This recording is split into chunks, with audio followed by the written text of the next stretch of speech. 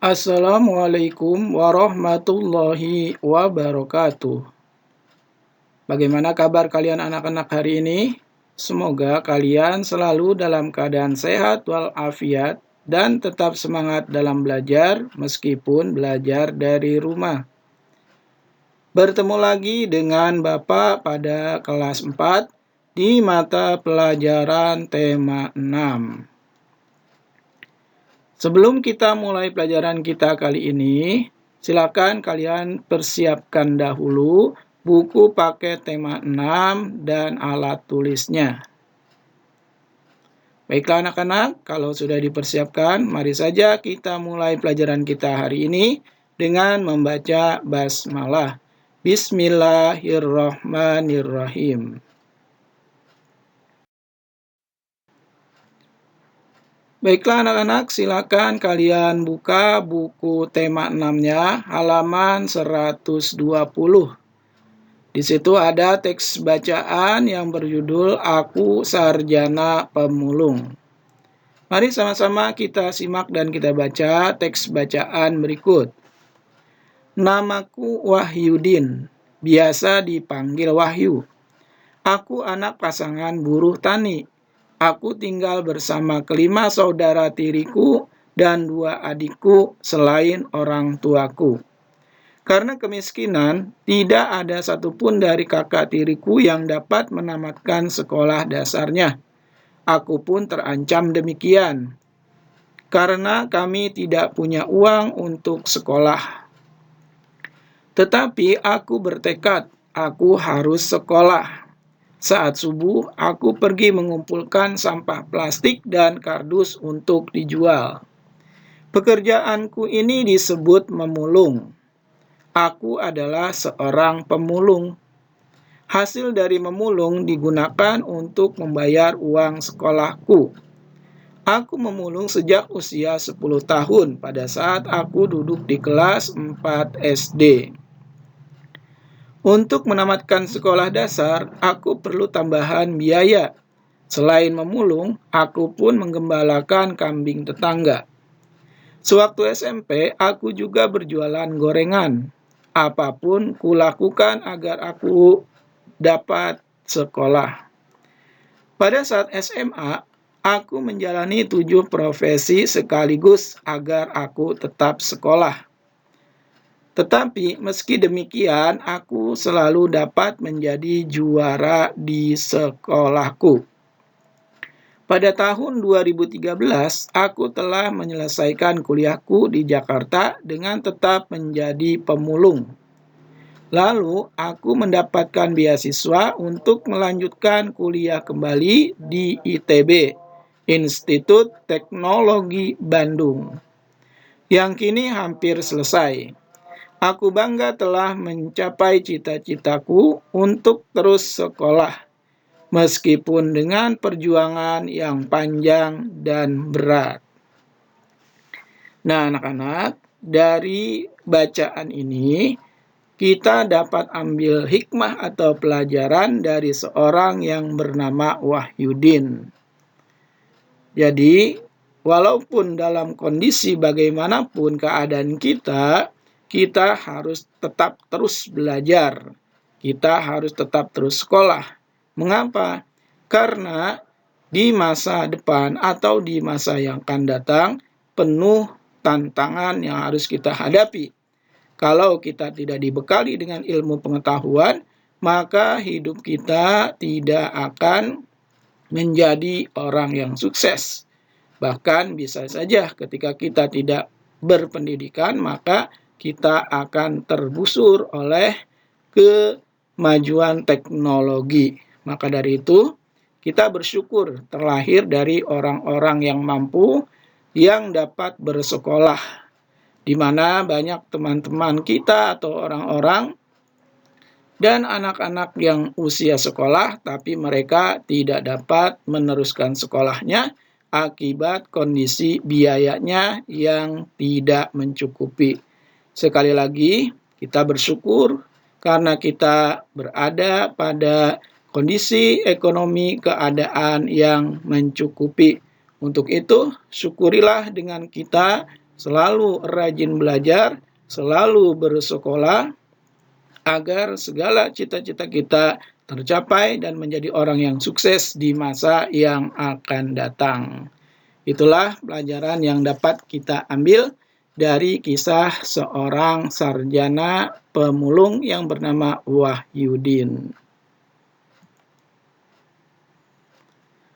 Selanjutnya kalian buka di halaman 121. Ayo berdiskusi. Di situ ada diagram yang harus kita lengkapi. Baik, mari saja kita mulai melengkapi sesuai dengan teks bacaan yang telah tadi kita baca. Yang pertama, cita-cita Wahyudin. Apa cita-cita Wahyudin dari teks yang telah tadi kita baca? Cita-cita Wahyudin adalah ingin bersekolah. Jadi walaupun bagaimanapun kondisinya, Wahyudin bercita-cita ingin bersekolah. Nah, untuk mencapai cita-citanya, halangan yang dihadapi tentu ada. Apa halangan yang dihadapi oleh Wahyudin? Halangan yang dihadapi Wahyudin adalah tidak memiliki biaya. Nah, jadi Wahyudin ingin terus bersekolah, tetapi tidak memiliki biaya. Selanjutnya, sikap yang dimiliki. Apa sikap yang dimiliki oleh Wahyudin? Sikapnya adalah kerja keras dan tidak mudah putus asa atau tidak menyerah. Ini sikap yang dimiliki oleh Wahyudin, ya, memiliki sikap kerja keras dan tidak mudah menyerah.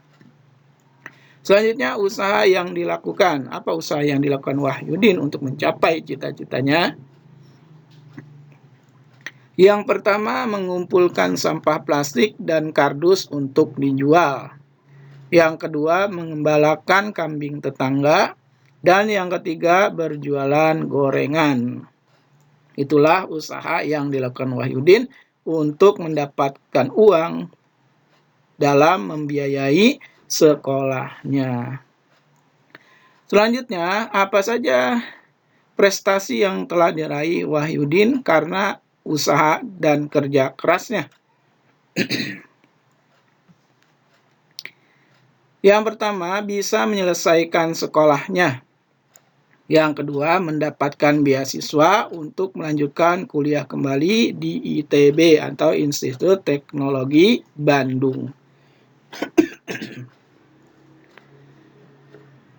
Selanjutnya, apa kesimpulan terhadap usaha Wahyudin untuk meraih cita-citanya?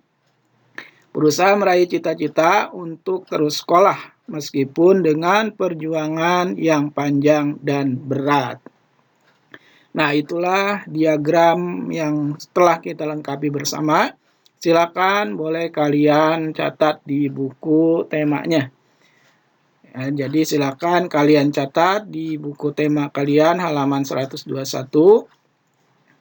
Lengkap, tulisan lengkap dari diagram yang telah kita kerjakan atau kita isi bersama ini.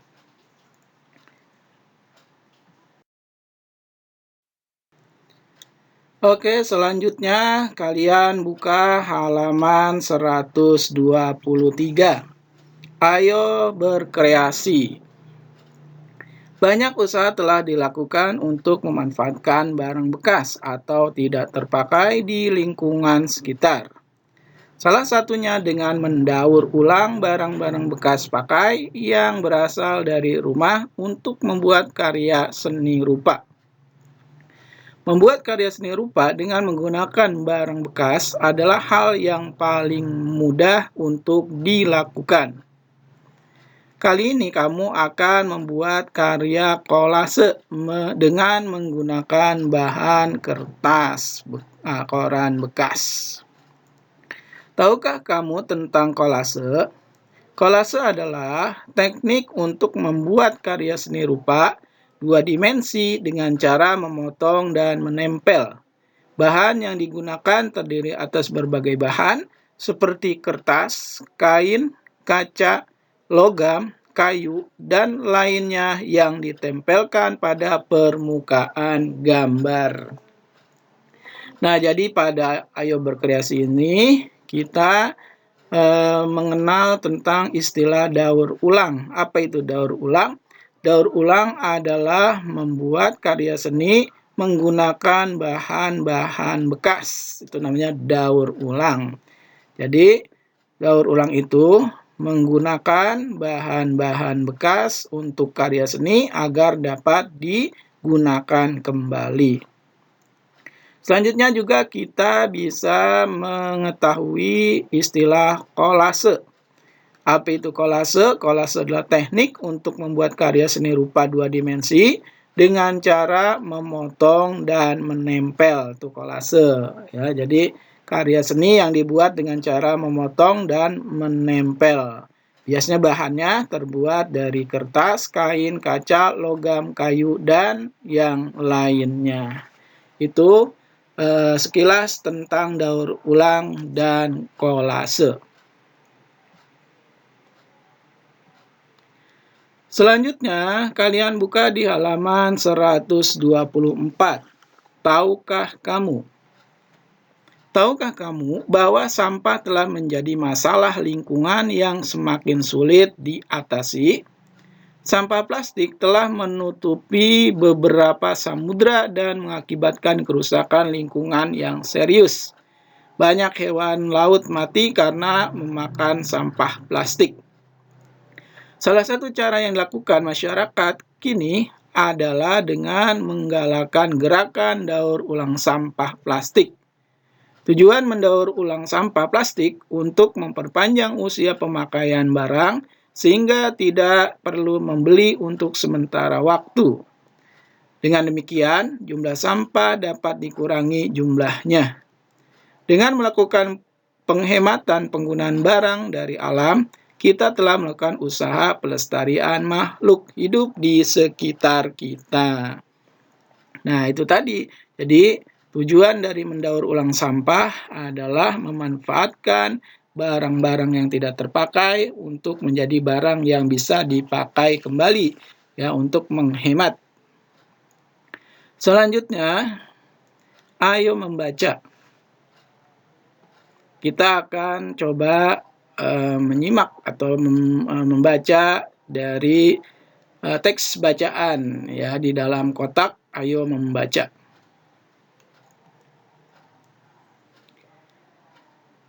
Keanekaragaman makhluk hidup telah memberikan manfaat bagi kehidupan manusia atau makhluk hidup lainnya. Sepantasnya manusia berusaha dan bertindak untuk memelihara, mengembangkan, dan menjaga keanekaragaman makhluk hidup sebagai sumber daya alam hayati agar senantiasa dapat memperoleh manfaatnya. Masyarakat dunia sekarang harus segera bertindak melestarikan keragaman makhluk hidup. Dampak buruk yang diakibatkan kemunaan makhluk hidup telah merugikan bagi manusia itu sendiri. Di Indonesia, banyak jenis hewan dan tumbuhan asli Indonesia berada di ambang kepunahan. Bahkan beberapa sudah punah. Pelestarian makhluk hidup dapat dilakukan melalui cara-cara di antaranya berikut. 1. Upaya pelestarian tumbuh-tumbuhan. Upaya yang dilakukan sebagai berikut. Kebun koleksi.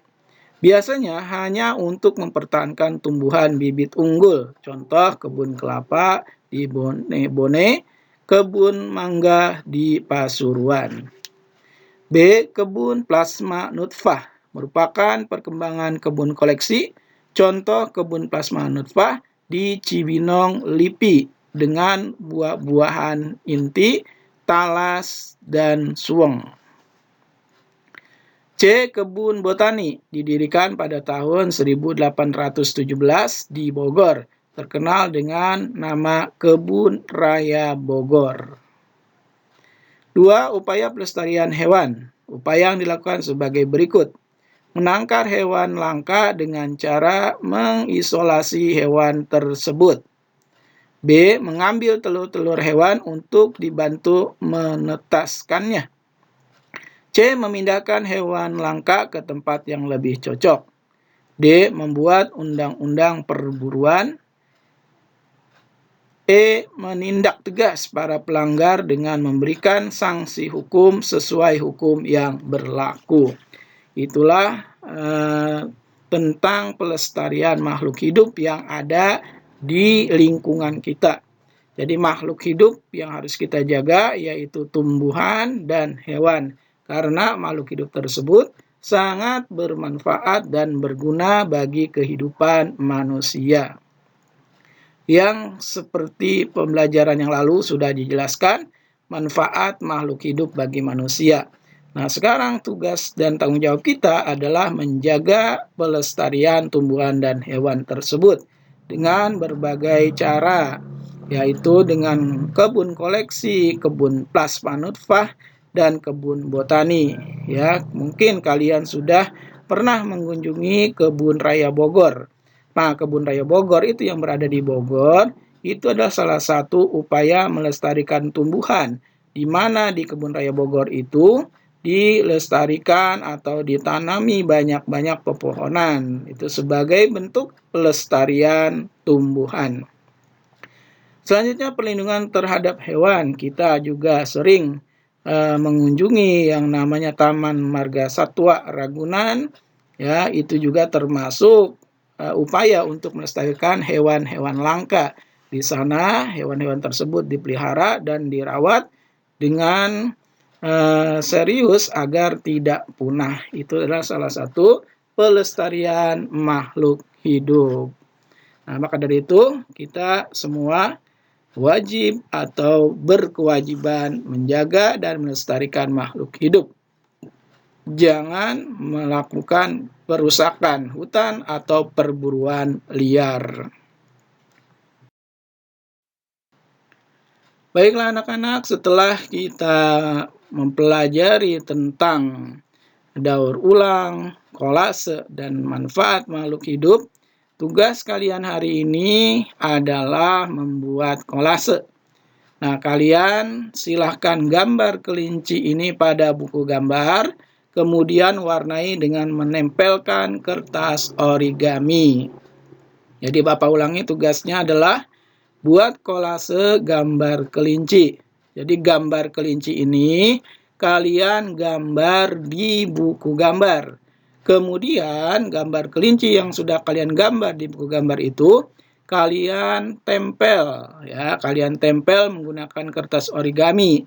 Jadi cara mewarnainya diwarnain dengan ditempel kertas origami. Itulah tugas kalian hari ini, yaitu membuat kolase. Baiklah anak-anak, mudah-mudahan pembelajaran kita kali ini dapat bermanfaat bagi kita dan mudah-mudahan kita selalu diberikan kesehatan oleh Allah Subhanahu wa Ta'ala. Amin ya Rabbal Alamin.